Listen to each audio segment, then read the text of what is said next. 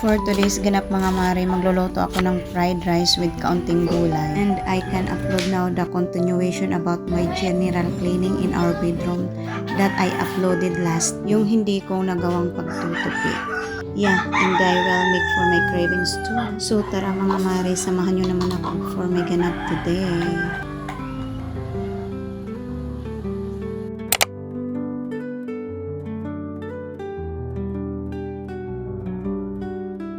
Hi, hello, a rainy morning mga mare. Hoping every one of us are safe wherever we are and have a good day. Pagpasensyahan nyo naman ako mga mare kung naulang ulit nakapag-upload for some reason. Bago ako mag-umpisa sa pagluluto mga mare, buksan ko na muna itong bintana dito sa kwarto namin para makapasok ang sariwang hangin dito sa loob. Medyo malamig nga dahil umuulan dito sa lugar namin. And yeah, let's start cooking fried rice in my own version. Uumpisahan ko sa paggagayat ng repolyo. At pagkatapos ay ang carrots naman. Ganitong sinangag nga ang ginagawa ko para makakain ng anak ko itong dalawang klaseng gulay na nakahalo na sa kanin. Mahirap kasi pakainin ng gulay ang anak ko. Pero pag ganitong sinangag na may gulay, wala na siyang reklamo, he likes it naman. Usually, ang pinakagusto niyang gulay ay ang sayote at kalabasa. Pagdating naman sa talong, gusto niya lang pagtorta. Pero kapag ibang klaseng luto, ayaw niya, hindi niya ma-appreciate. Katulad na lang nitong repolyo at carrots, gusto niya lang kapag ihahalo sa fried rice. At dahil isa na nga tayong ina at para kahit papaano makakain ng gulay ang anak,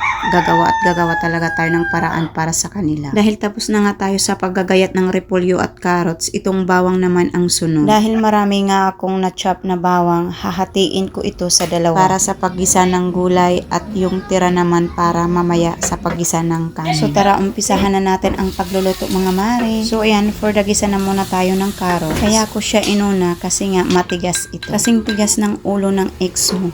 Chares! Kidding aside mga mare, at ayan, isusunod ko na rin ang repolyo. For the halo kay ubi nga lang muna tayo dyan mga mare. Ha? Anong sabi? Later on, uhukayin na ng tudo. Chares! Pagpasensyahan nyo na mga mare dahil nga fans tayo ng sex bomb. You, my sex bomb!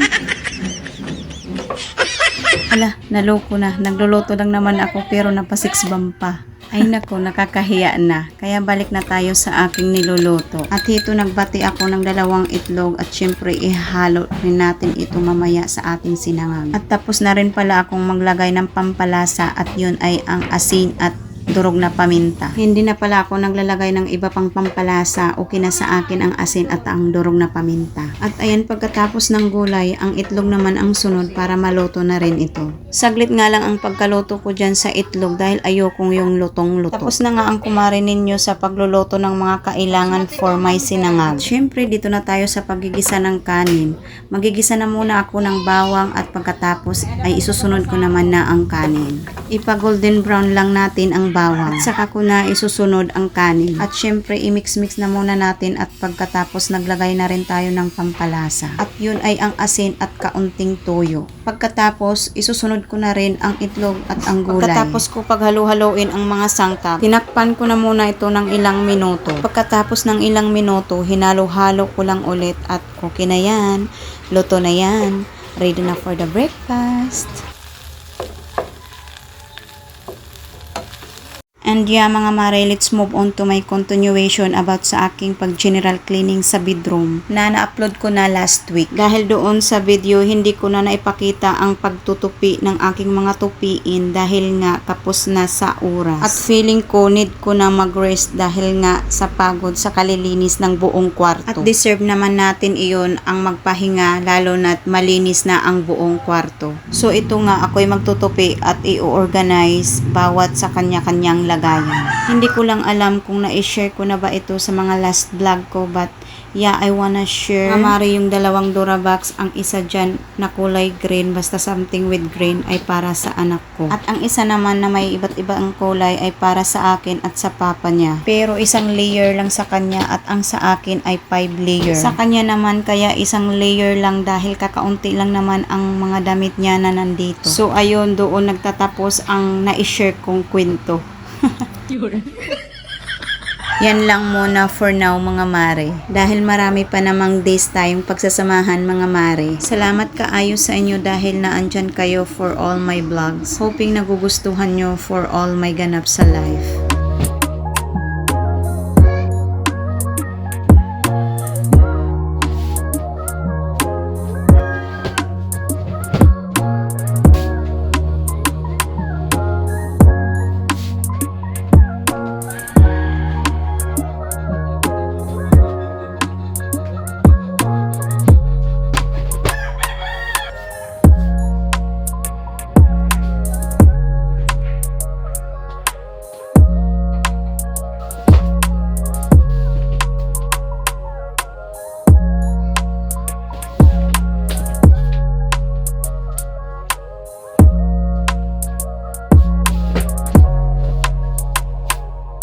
Dahil nagkikrib nga ako noong isang araw pa na something na kasing tamis ng pagmamahal niya sa'yo kaya lang iniwan ka niya.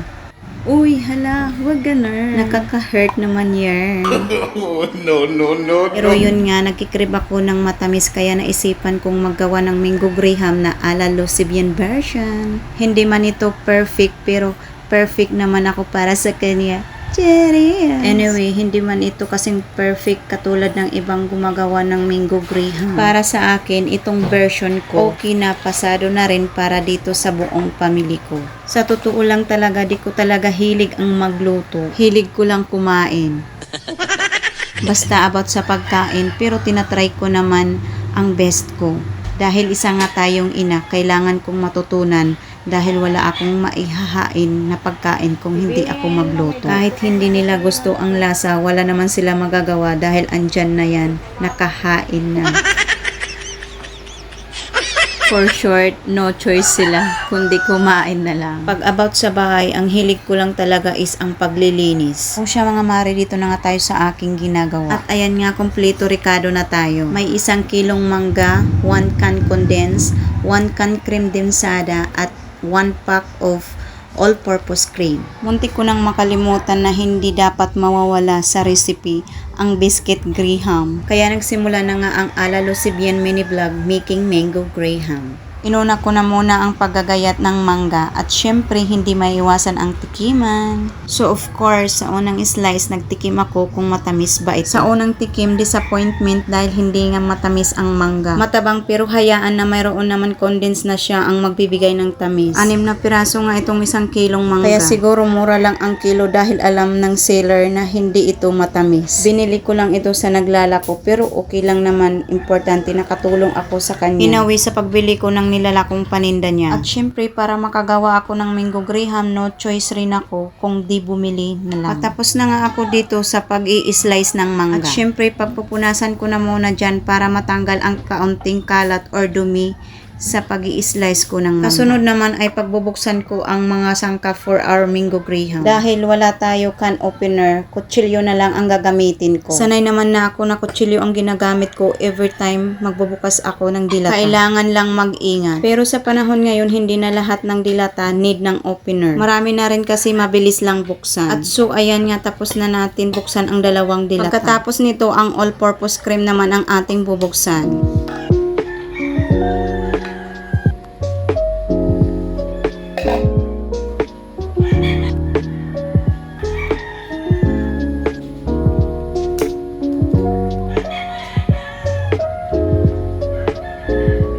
Paghahaloin ko na nga dito ang mga sangkap. Yung condensed at cream densada, inilagay ko pala yan sa freezer mga more than hour lang. Dahil nakalimutan ko ito ilagay kagabi. Pero carry na. Ang importante makagawa ako sa kinikrib ko. At syempre para makakain ang buong family. Dahil minsan lang naman akong gumawa nito.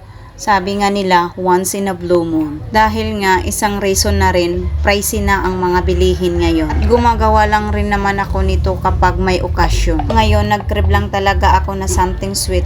Ito nga ang naisipan ko. At ayan nga, for the mixing na tayo sa ating pampalasa.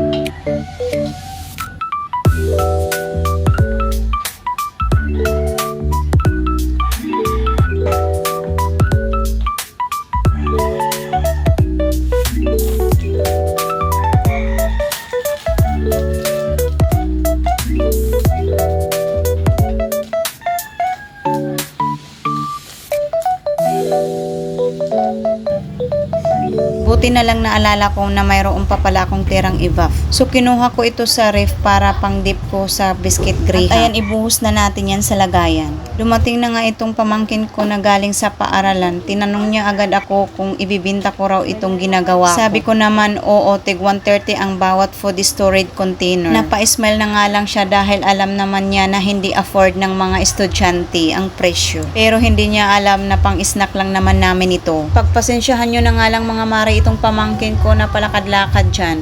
na may dala-dala pang condensed can, sinisimot lang naman niya ang laman nito.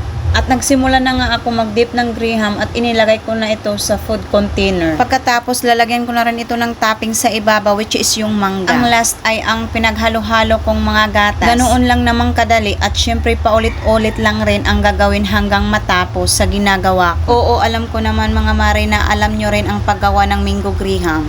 Pero this is my vlog. I wanna share lang naman how I make my cravings. So ayan na nga, pangalawang layer na yung ginagawa ko. At siya nga pala mga mari, dahil pangalawang layer na yan, naglagay na rin ako ng crushed graham toppings sa top. At pagpasensyahan nyo na mga mari kung hindi man maganda ang aking pagbo-voice over. Kasi medyo maingay dito dahil nga maulan at mayroon ring Christmas party malapit dito sa amin. Kaya umaabot ang tugtog dito sa bahay. Natapos ko na rin ang isang food container with mango graham. At ito gagawa na rin tayo ng pangalawang food container. At syempre, still the same pa rin ang proseso. Nothing gonna change my love for you. Parang ganon yun. Oo. Pero bahala na kayo kung iibahin nyo para maiba naman ang mango graham nyo. Diba? Ganon lang yan kasimple. Basta ako, I am stay with you. Kung paano kita ginawa sa una, ganon pa rin hanggang sa huli. Charas! Ano to, may hugot? Hala, wala nga tayo niyan, kundi mango graham lang. Ito lang sapat na. Weh, di nga. Anyway mga mare, 5 food container nga ang nagawa ko for my mango graham craving. See you again until to my next vlog. Damo nga salamat mga mare.